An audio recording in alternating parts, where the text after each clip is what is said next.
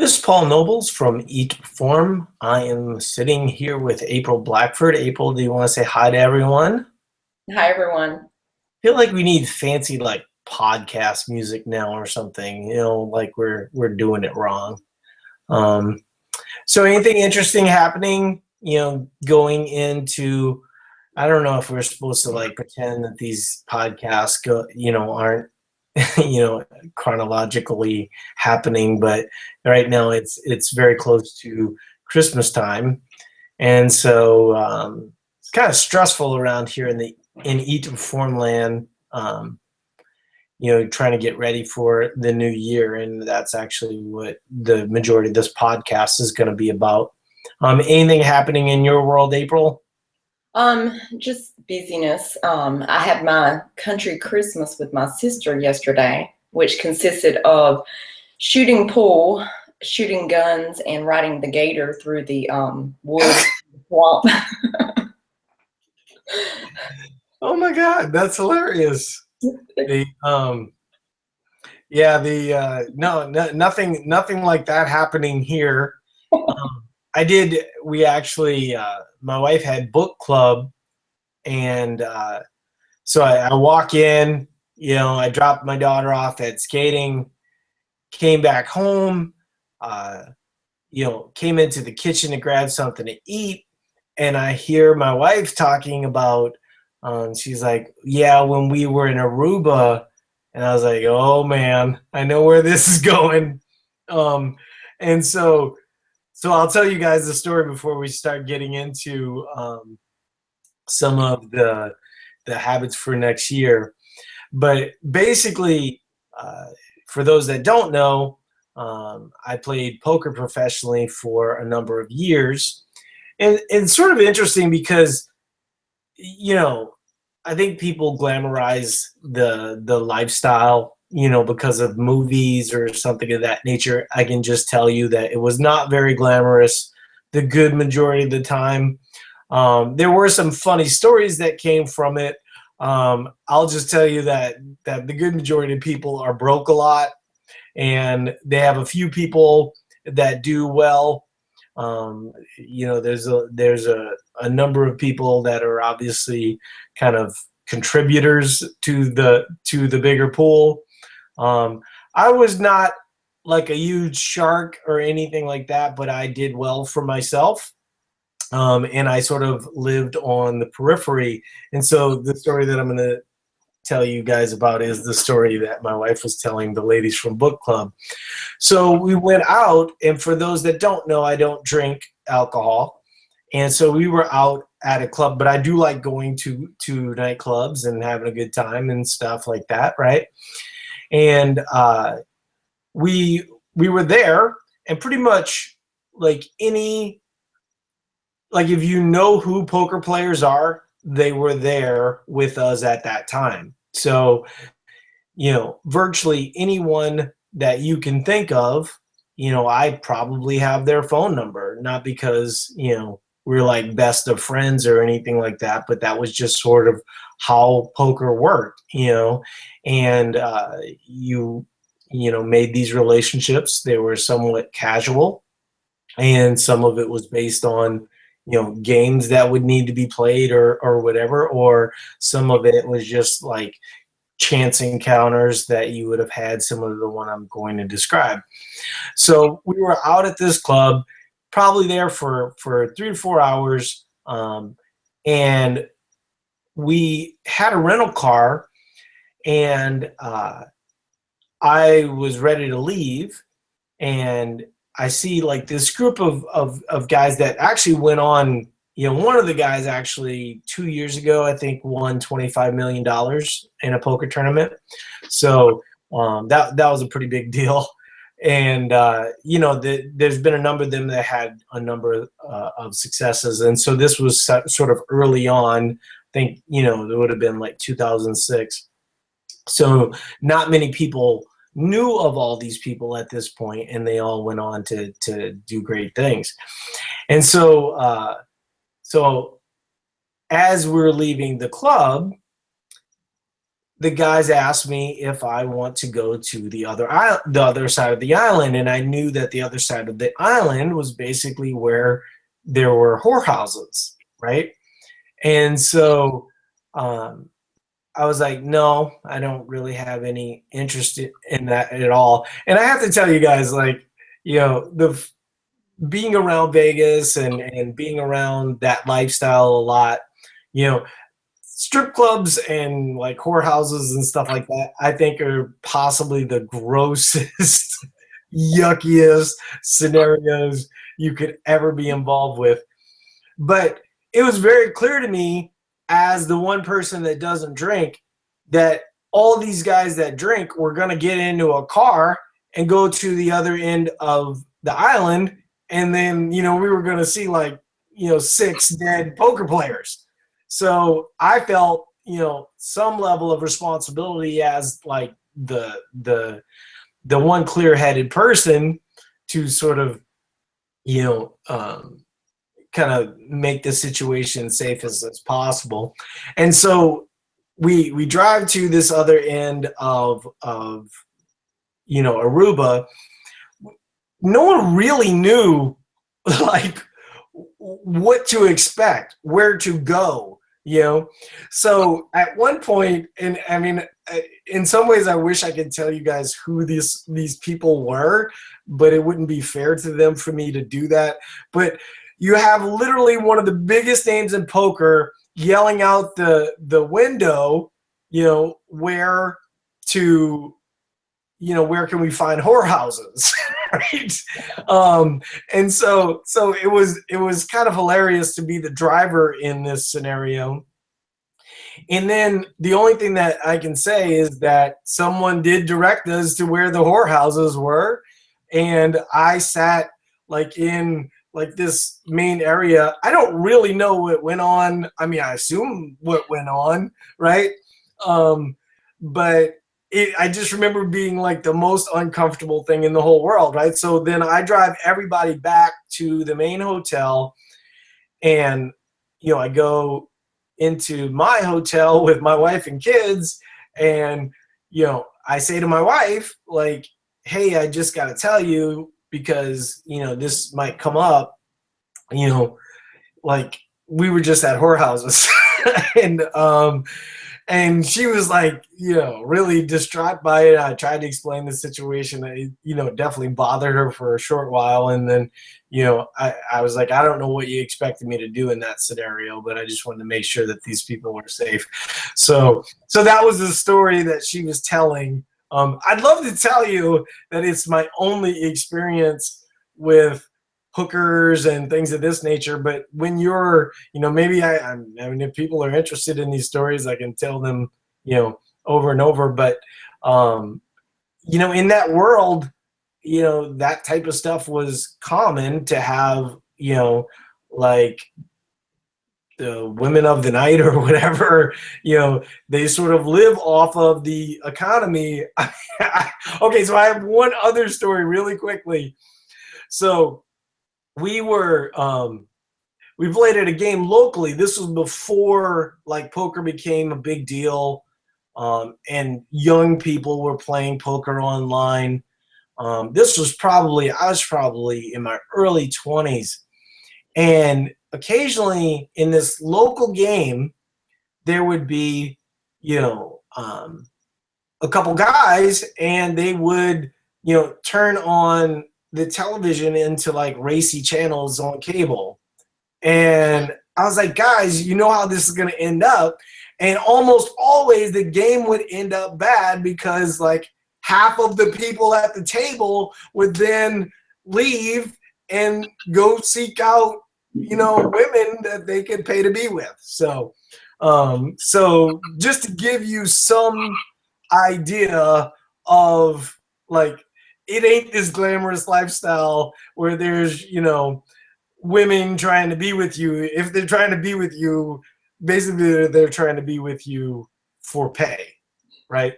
But sadly, that's not even close to. But I can't tell you how many poker games got broken up in that scenario, because someone would start watching something on HBO that was, got one or two guys worked up. So I thought I'd share that was my holiday story, right? So what book were they reading at the book club? 50 Shades of Grey? No, I have no idea.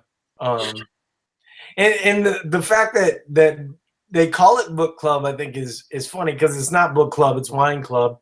But they don't read the books either. They listen to them. No one reads books anymore, I guess.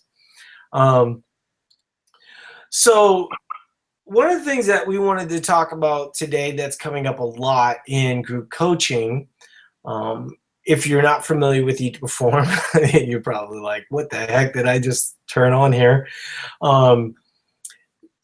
We have the coaching forums that support for the books. So if you have a question or two about the books that people buy, we have 60 coaches that can help you with that. We then have a group coaching program that's for more acute needs, people that need more accountability, things of that nature. So one of the things that's sort of coming up are kind of like these trends related to the holidays and people's struggle with the holidays, including myself. So I think that's going to be kind of an interesting part of things. So I wanted to kind of lead this off as sort of like, a 5 tip segments, but it might be more than 5 tips by the time April and I are done talking. And the one thing that I wanted to say is that if you normally work out and you normally are tracking food or in a good regimen, but the holidays sort of mess you up because they're stressful, or there's various things, parties that you're going to, or work gets busy, like in the case of April and myself, we're doing a lot of preparation for January 1st. And we have a number of people that we're onboarding into the group coaching program, and that will only increase by a large number in the next month, a month and a half. We are going to make a pitch next weekend. I would suggest that if you think that that's a need for you, to jump in, because we're probably not going to have the ability to do it, because there's going to be so many people coming in from just the main purchase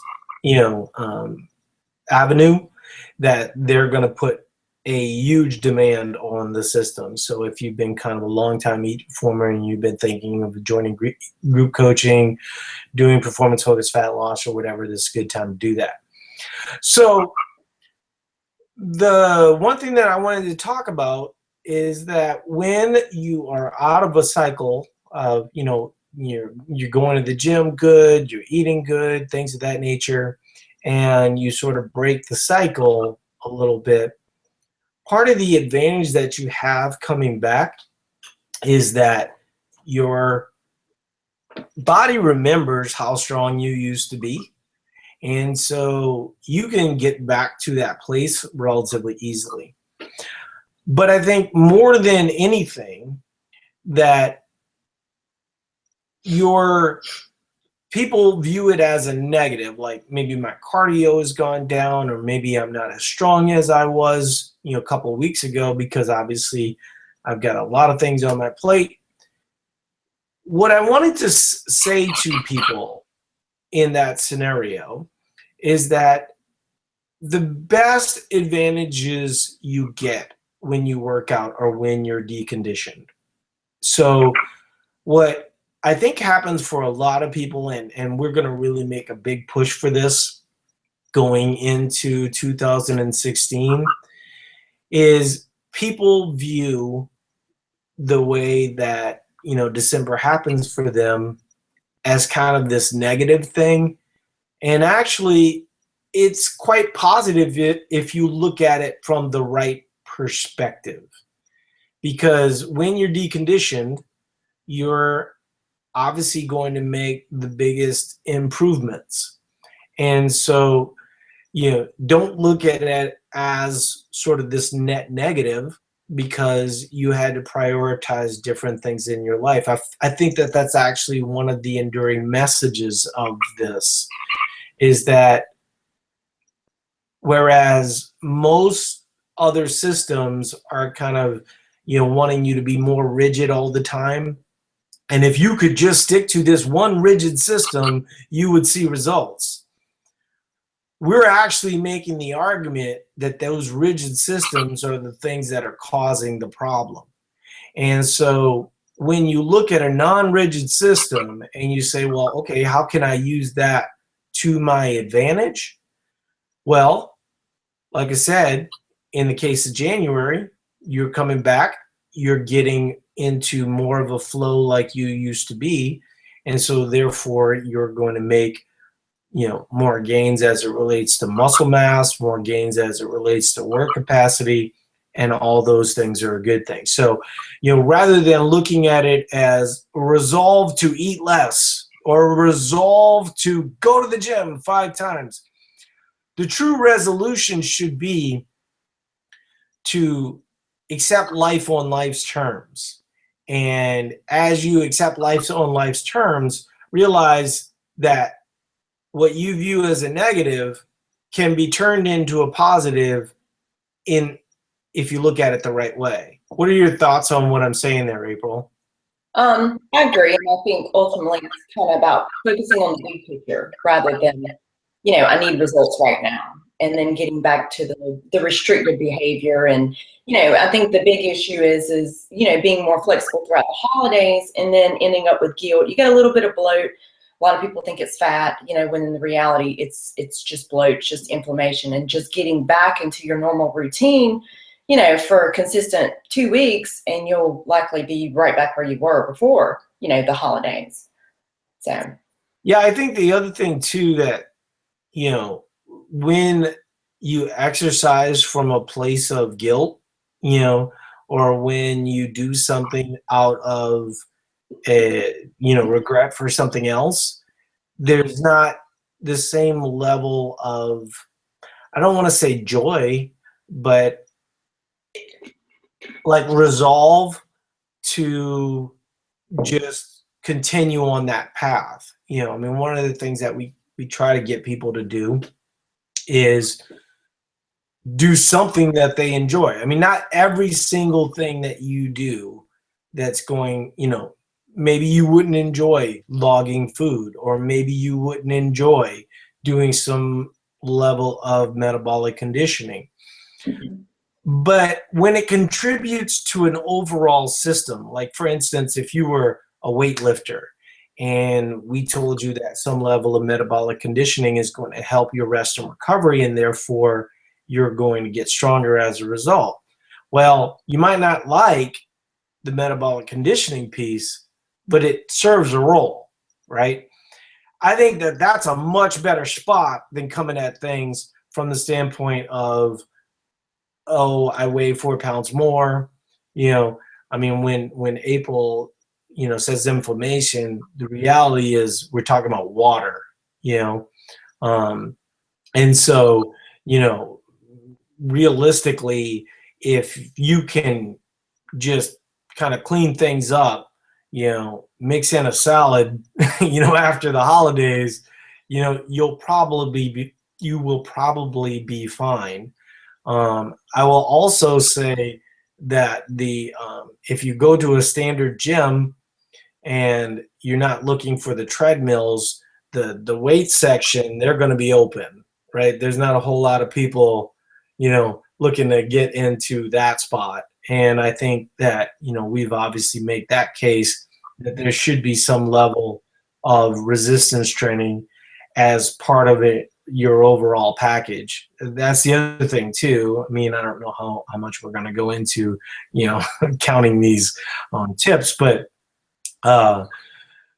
when you have more energy available, obviously the likelihood of that turning into lean tissue is going to be a super positive. Any other thoughts that's coming up in your calls that I you would say I would say the biggest thing is just kind of the strategy on the larger eating days. The larger eating days, the strategies for that, and I personally follow, and what I generally recommend is a couple of things is I do the 2 large meal strategy. I'll generally delay breakfast a couple of hours, just kind of what's comfortable. Drink a little bit of coffee and then eat a late breakfast, and it will be kind of larger, and then that will usually keep me fairly full until dinner, and then I'm able to enjoy what I want in moderation. I do try to still keep an emphasis on protein, overall. And I do try to still log. And I do recommend for people to, the only reason why I still recommend for some people to log, or to at least kind of guesstimate a little bit, is because I work with a lot of people that they'll do great during the week and they'll log everything perfectly. And then on the weekends, they log nothing, but they admit that they go off the rails and it's just their diet's horrible and this and that. And I basically tested them and said, why don't you start attempting to log? I know you don't know what's in it, but at least attempt. And then that way you're more conscientious and aware of, not, it's kind of the, you don't know, if you don't know, then, it's not, as weighing on you. Whereas, if you're freely logging and you've already eaten 3,000 calories, you're going to be a little leery about eating 3,000 more calories if you're truly not hungry, so. Yeah, I mean, I would say I'm not a huge fan. Well, it's interesting. Okay, so I think it can go both ways. Like about the logging. No, I agree with you from the standpoint of keeping track. I think that makes a lot of sense for most people. That if you're trying to be more conscious of health decisions, having days where you don't do it, and like the whole cheat meal idea drives me crazy. The fact that well-known people are still recommending that. I just think that it sets up such a negative relationship with food. And when you are following someone and they start talking about cheat meals, what they're really talking about is cheating on their diet, right? So in essence, what they're saying is for the rest of your life, you need to be dieting and then cheating on that diet. And we just don't believe that. We believe that that's a bad strategy and sets up a negative relationship with food, and that you should enjoy food. I think the other strategy to what April's saying is that a lot of people, they'll eat and they're not conscious of their eating. I know for my family, as an example, most of them are not very conscious. I do very similar to what April does, where I'll put the emphasis on kind of like leafy greens. I'll put the emphasis on protein. I mean, people are often surprised at how much turkey I will eat, or ham I will eat. And then, that way the cheesy potatoes just become like a small addition rather than a main thing.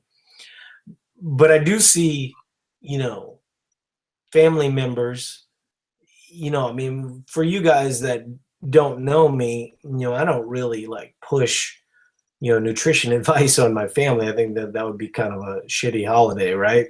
But I will have people like talk to me and I'm like, yeah, you just ate like 2,000 calories, man, and they're like, well, how do you know that? I'm like, well, because I know that mine's roughly about 1,200 calories, and I know you just ate double what I ate, and I don't think it often occurs to people, that they're eating these really calorie dense foods, and at the the end of the night or whatever, you're hour-long walk where you're burning 500 calories isn't going to make that big of a difference the next day, right? And so that's something to think about. I do strongly make the argument every single time it's around a holiday that you lift the next day. You know, I think lifting the next day is so much more valuable than running or any type of cardio. Like I said, you're not going to be able to address, every single thing that happened on those holiday days. I mean, we're also talking about food. We're sort of missing like the 800-pound gorilla. It's really not the food that's the problem. It's the alcohol that's the problem, right? And so if we're talking about alcohol, not for everybody, but it should be addressed. I mean, I do think it is for a lot of people. I think it's a stumbling point. Obviously, if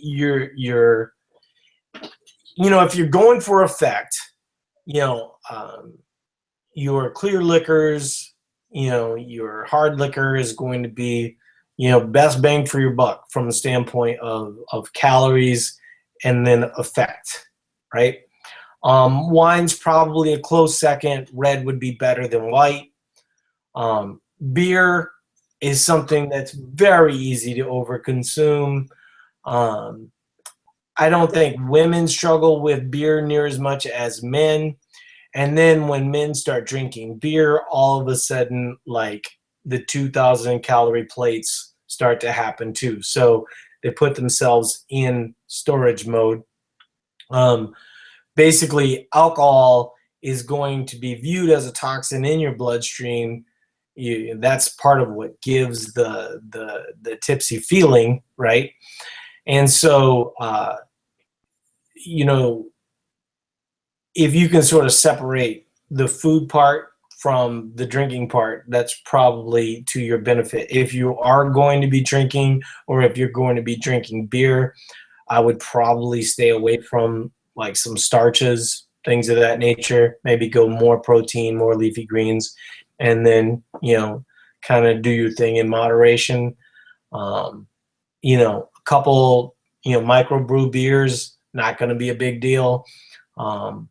8 to 10, big deal. What you were saying in regards to the clear liquors and the wine actually does the same for beer. If you're going to do beer, you generally would do like a craft beer because it has more alcohol content. You get more bang for your buck. Whereas I see my sister yesterday, she pulled out a Michelob Ultra, and I was like, "Why are you drinking that?"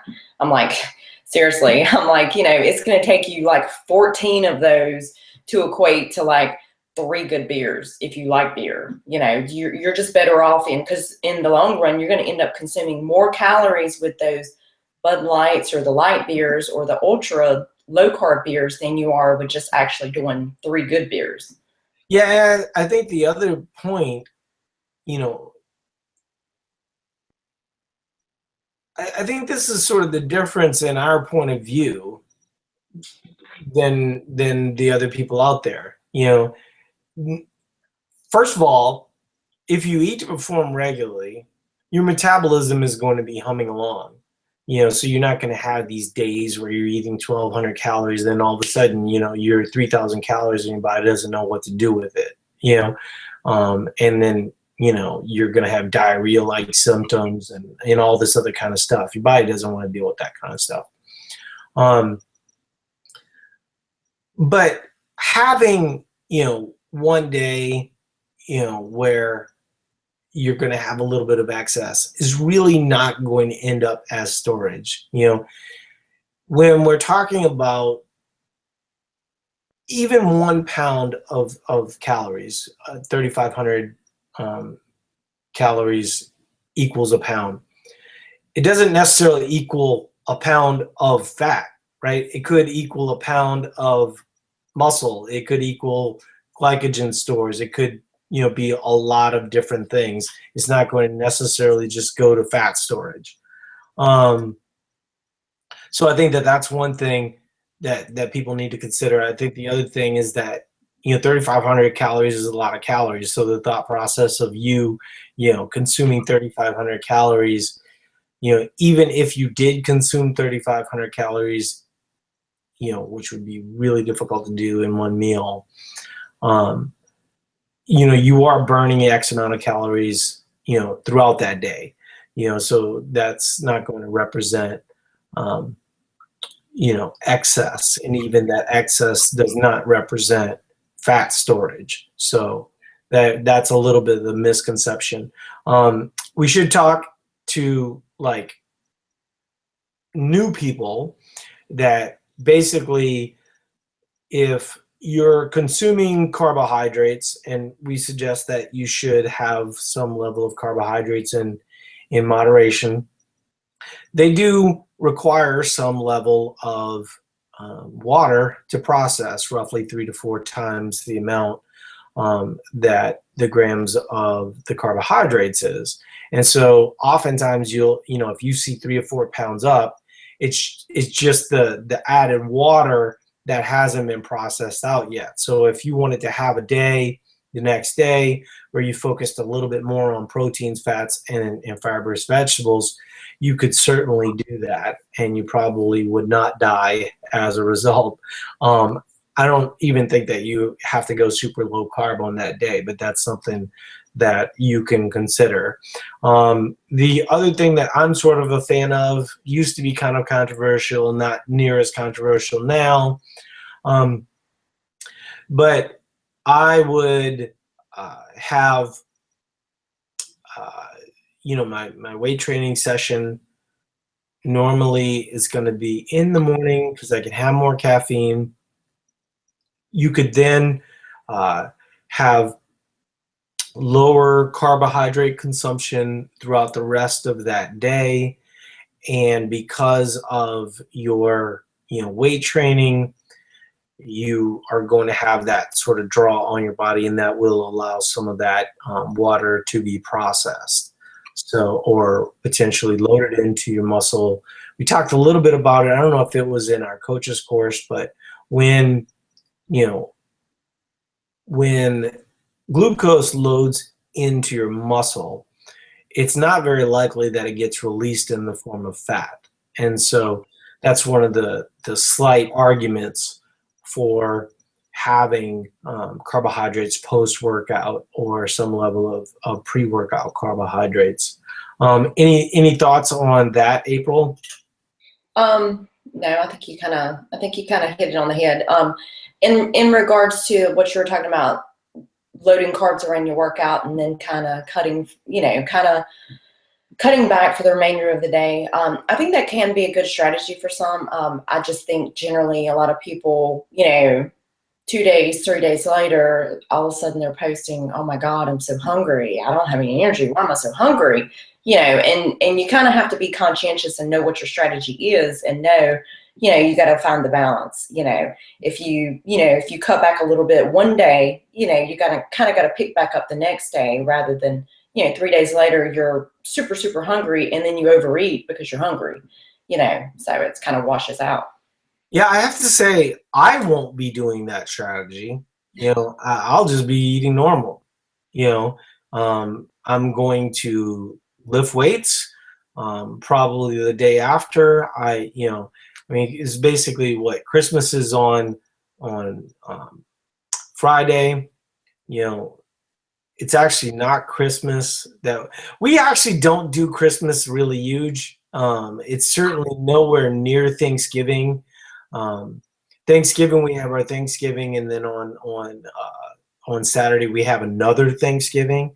So that ends up being kind of a big deal. For Christmas, basically we have kind of our family Christmas, which isn't like a huge food thing. Everyone sort of brings something. You can figure out a way. For the longest time, my wife has 8 brothers and sisters. I'm an only child, and my family lives in Louisiana. And, we'll typically have, 30 to 40 people in the house.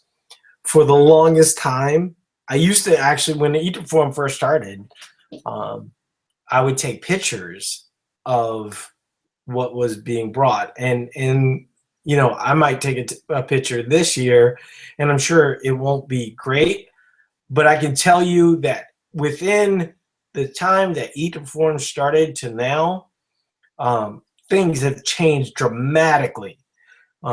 There's a huge salad almost always. There's a veggie tray. A lot of these things weren't there. A lot of people thought that they were there, but you know, they weren't there. And so, a lot better options for people that are trying to eat healthier. I think people in general are trying to be smarter about what they eat, you know, and then, you know, obviously you'll have certain things related to the holidays that's sort of important. But for Christmas Day, we actually go to TGI Fridays right after we go to a movie. So we go to a movie and then we go to TGIF's for dinner. And, you know, usually, you know, it's not like I don't go like super crazy. I mean, so one of the general rules I have with eating out, and I mean, I don't mean this to sound super snobby or anything like this, but if I'm going to go to TGIF, I'm just going to get like a, you know, salad or something like that. I'm not going to get, you know, ribs and fries and, you know, kind of. I have to admit, I have an issue with chain restaurants. I just don't like them at all. I guess I'm a snob. I would rather sit at home or eat bland food at home than go eat a chain restaurant. It's just like a factory. There's nothing special about it. Everybody has it. Whereas, okay, that's what I'm saying is that my rule is if I'm going to eat out in general, it's got to be special. And so if I'm going to go to TGIS, which is kind of, you know, it's kind of a remainder from an old life, you know, all I'm going to do is just eat responsibly or as responsible as you can at, you know, TGIFs, right? So, you know, when I go to the movie, I'm not going to order like a tub of popcorn. That would be, I mean, if you like popcorn, hey, God bless you. You know, I don't understand why they don't serve air popcorn yet at movie theaters. You know, I'm sure some do, but isn't that like a just a basic low hanging fruit that they could put out there? Just throw us a bone. You know what I mean? Like really oily, greasy, 2,000 calorie tub of popcorn or nothing. Of course, Paul, you know, I am the person who brings a large purse and smuggles all my healthy snacks in my purse just because I'm too cheap to buy it too. Well, I mean, I've definitely brought, you know, Boom Chicka Pop into movie theaters. I mean, I'm definitely, you know, as a small business owner, I don't like robbing a small business out of a revenue source. But at the same time, if they're not going to give me an option, you know, hell yeah, I'm going to do it, you know, because I do like the snack. But I think that's where a lot of people, you know, can go wrong. Now, does that mean that, you know, if you go to a movie, you shouldn't have, you know, a cherry Coke or a pop or a cherry Coke or popcorn or whatever it is you do? You know, I think those are the kind of habits that, you know, seem like rituals that you couldn't give up, that you can give up, right? Because I know for myself, I remember back when I had coffee with cream and sugar, and I thought to myself, I will never, ever not have coffee with cream and sugar. I mean, I remember like the things that I would never give up was my coffee with cream and sugar and my bagel with cream cheese. I never eat coffee with cream and sugar. And if bagel with cream and cheese is very, very rare. But I still do enjoy that on occasion. But I would say I went probably 3 years without ever having anything, and only recently has that sort of creeped in on occasion. But, you know, when you look at, you know, a tub of popcorn, it's basically like 3,000 calories. When you look at, the 32-ounce pop, you're looking at 800 to 900 calories there, and frankly, I don't know about you guys, but I don't feel great after consuming that kind of food, in amounts that really don't matter. It's no protein. It's basically, it's kind of not real butter, and there's just so many negative things about it. Same thing with like the TGIFs. I'm not like, anti-TGIFs. If you like TGIFs and you want to have potato skins, you go right ahead and do that. But if I'm going to eat out, and that's one of the only places available, typically what I want is something that's more of a home run.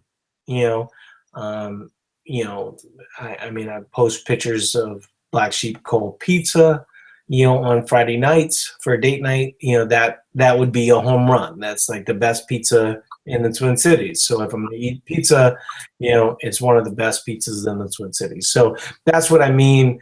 If you're going to eat outside of the box, don't waste it on shitty food, right?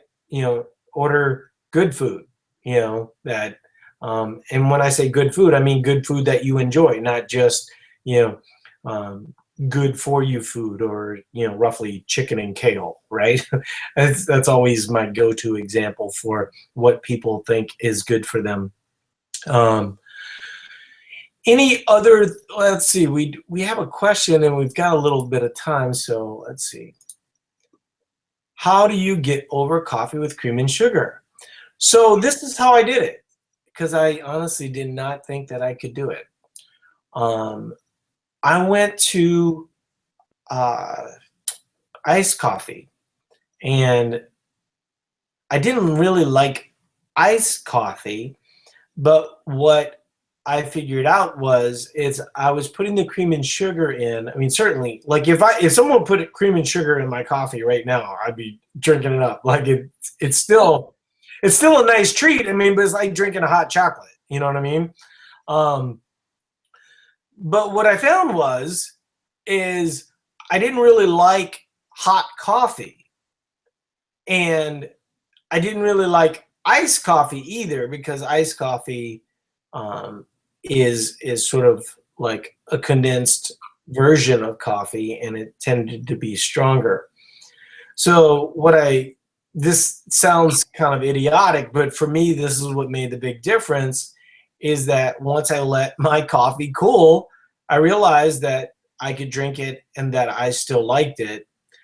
I could also drink a lot more of it, and so rather, if I had coffee with cream and sugar, I could only have one, and then I didn't like coffee black.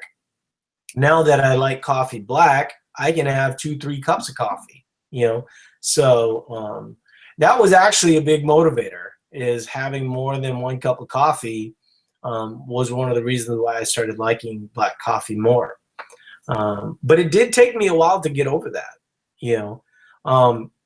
I will also say that when you work out and you start to realize that there is a connection related to food, and you're not just viewing it from the standpoint of down, down, down all the time, you start to realize that, like, people will say, we were actually had a meeting with Jordy and Caitlin just before this, and there was a lot of people, there's a lot of people always talk about sugar. There is really no argument to make for sugar, right? And I'm not going to make an argument for sugar now. But what I would say is when you eat sugar, you're taking away the opportunity for something that's better and could add to your system. So the more sugar you have into your diet, similar to the cream and sugar example, the less opportunities you have for things that add to your system. In December, things have, been kind of dicey for me. I've been, still focusing on getting in workouts and all the other things that, we all try to do and make those things a priority in our life. But the food component hasn't been great. Normally I notice that, if I'm at like a party type setting or something of that nature, and I'm planning around that I might not be able to, fit in the normal food type stuff, like even Chipotle, with their E. coli scares right now and stuff like that, is still better because, if you get double or triple meat, you're looking at 70 grams of protein up to 100 grams of protein, in one food source. Now, I'm not huge on getting all my protein in one meal like that, but if I was going to a party, obviously I'm not going to have, that amount of food. And so if I'm going to go to a party, kind of depending on what's available, I might not be able to get enough real food in that scenario. So I would say, December has been represented by not getting enough real food. And the more you become overly reliant on processed foods, I think you're sort of really missing out on, adding to your system more.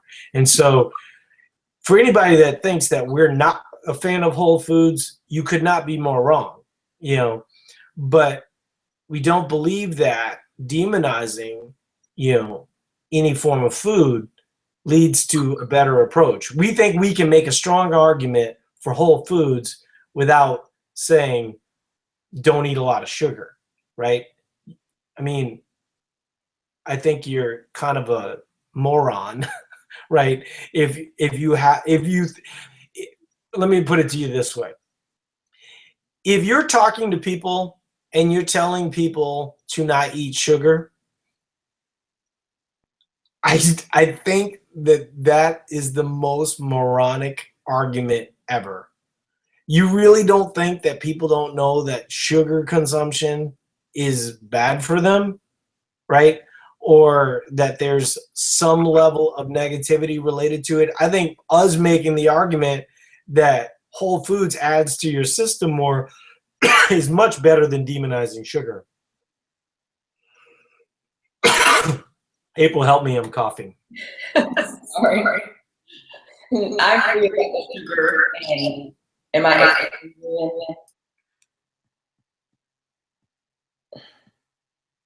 Okay.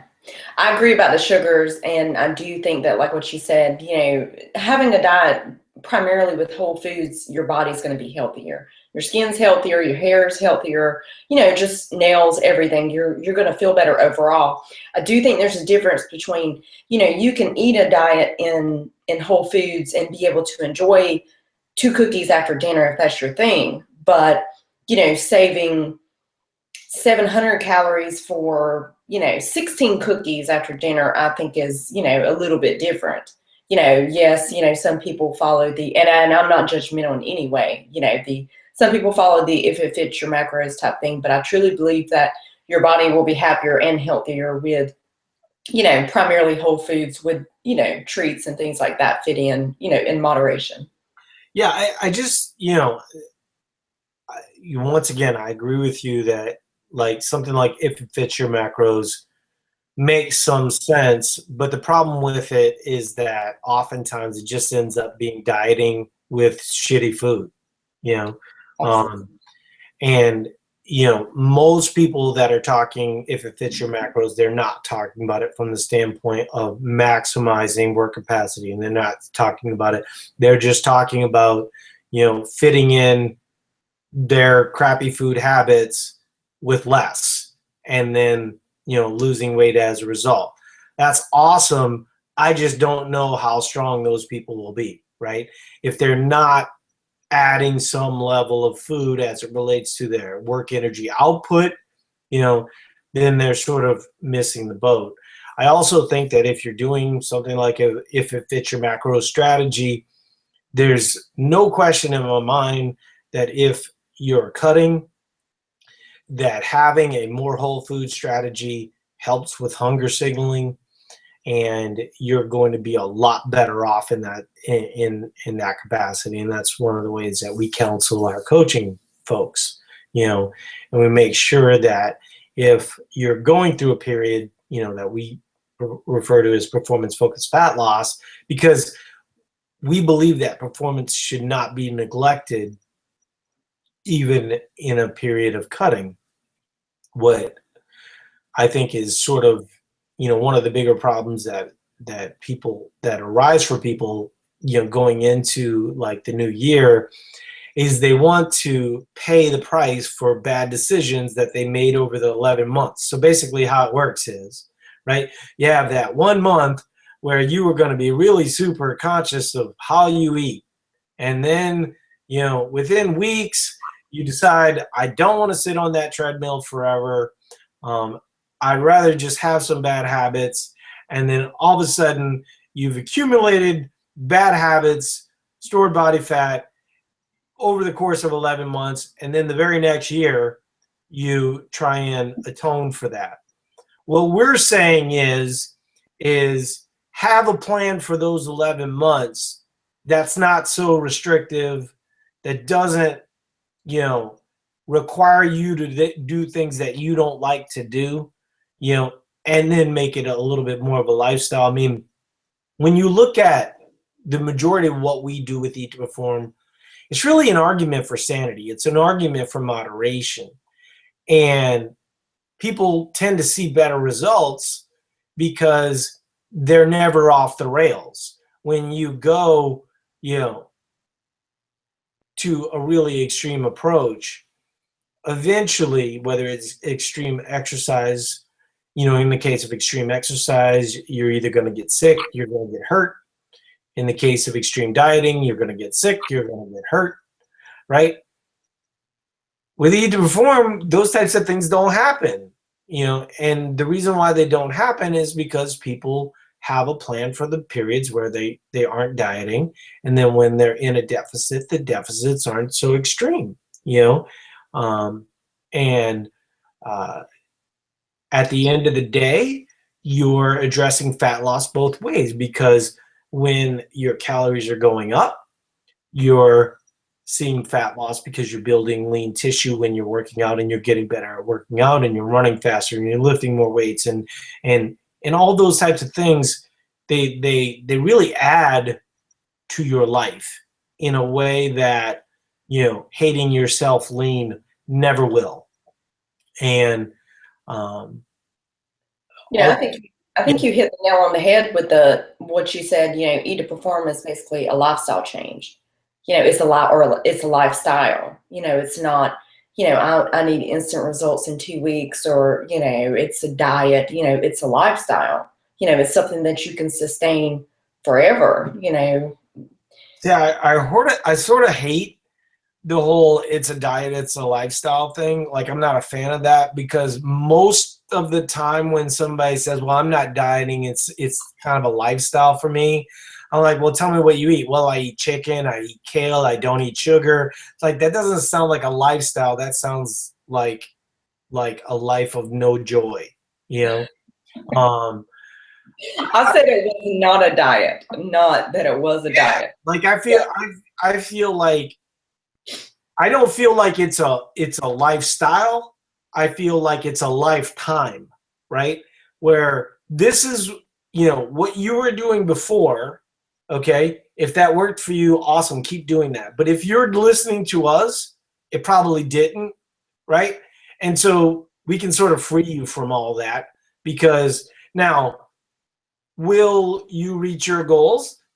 Yeah, but it's a different approach to looking at it, where you're keeping food as part of the equation for the rest of your life, where you're viewing your 97-year-old self as someone that still is active, as someone that's still functioning, that's, assumes that life is going to have hurdles, and that you'll be able to adjust to those hurdles. Right?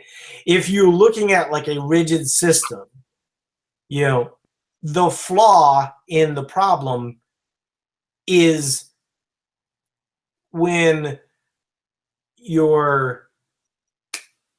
anything happens, when any hurdle happens, if you're doing a rigid system, it will cause you to be face full of cheesecake like that.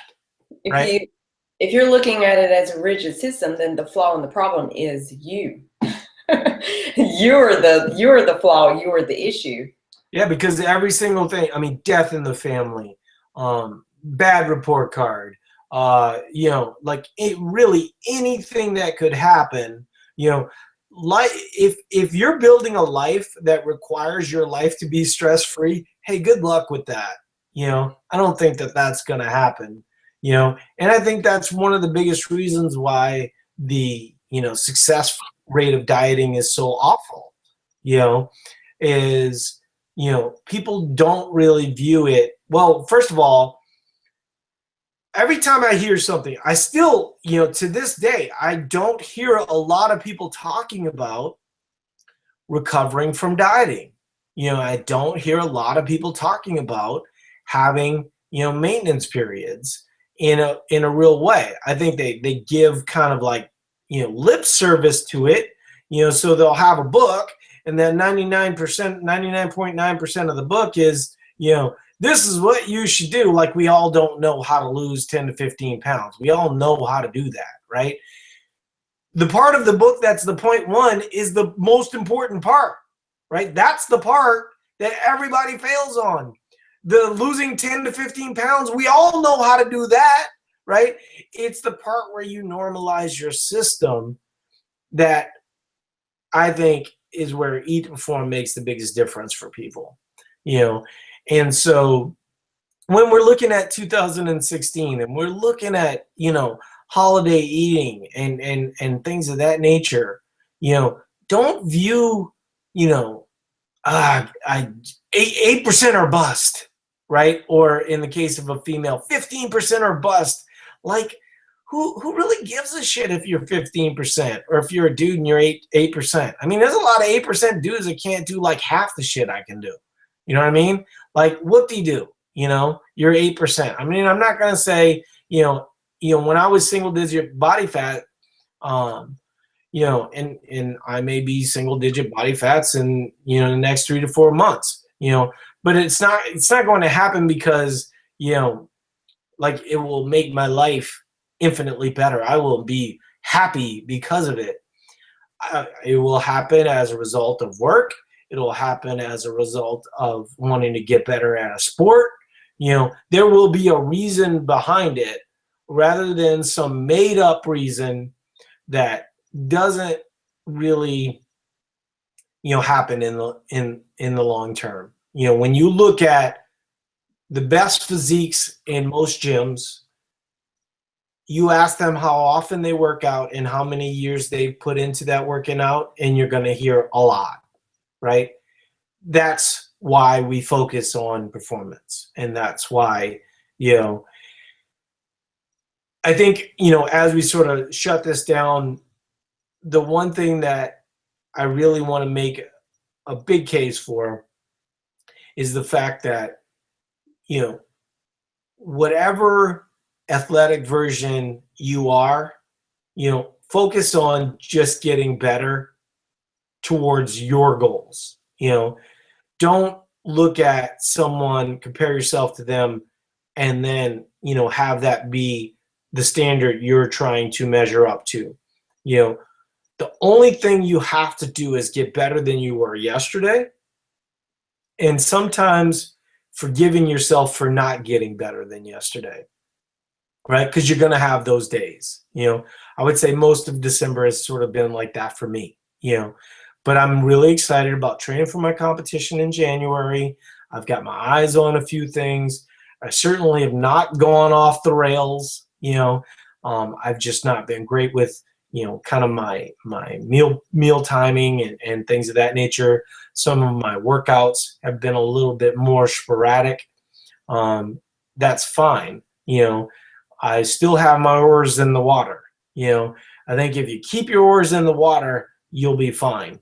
But I always hate when people ask me, do I need to be an excessive exerciser to do Eat to Perform? No.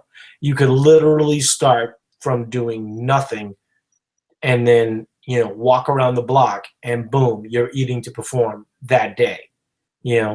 I just feel like when people say that, they're giving themselves an excuse to not make their health a priority.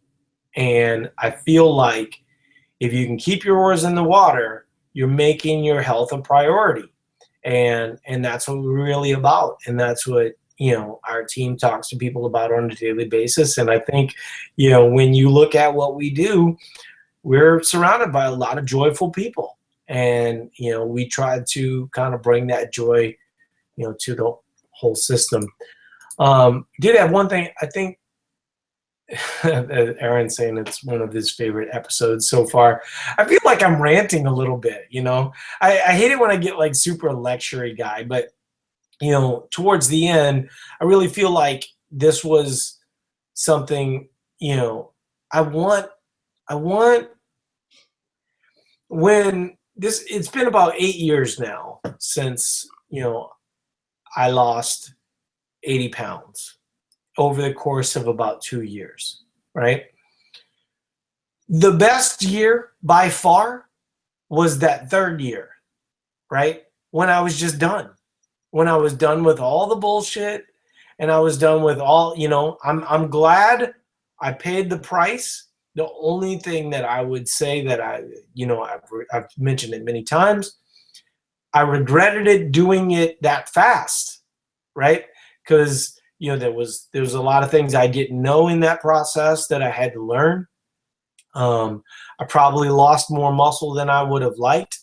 I could have stayed strong. I wasn't really a weightlifter or anything like that. But I think that, if you look at 2016 and you want like something that's just really to hold on to, just like let go of all that other BS and then just view that as the year that you're going to move forward rather than focusing on looking back all the time. And I think that's my resounding message. If you look at, this being 8 years, there was the 2 years was kind of the dark period where, I was doing things mostly right. I was mostly eating to perform, but there was definitely periods of performance-focused fat loss that was a little uncomfortable. Once that was out of the way, it was awesome to be able to sort of move on. And I've done performance-focused fat loss in that 6-year period, but it was way more enlightened than the early stuff. And I had learned so many lessons. And of course, having Mike and Brad, on staff, has been helpful. Having April available, as a sounding board has been helpful. So I hope everybody appreciated this. I think we're going to really be able to set you guys up well for 2016, and we'll kind of go from there because we're sort of expecting that over the next, 2 to 3 weeks, we're going to be pretty busy folks. So I appreciate everybody being here, and we'll talk to you guys later. Bye now. Good night.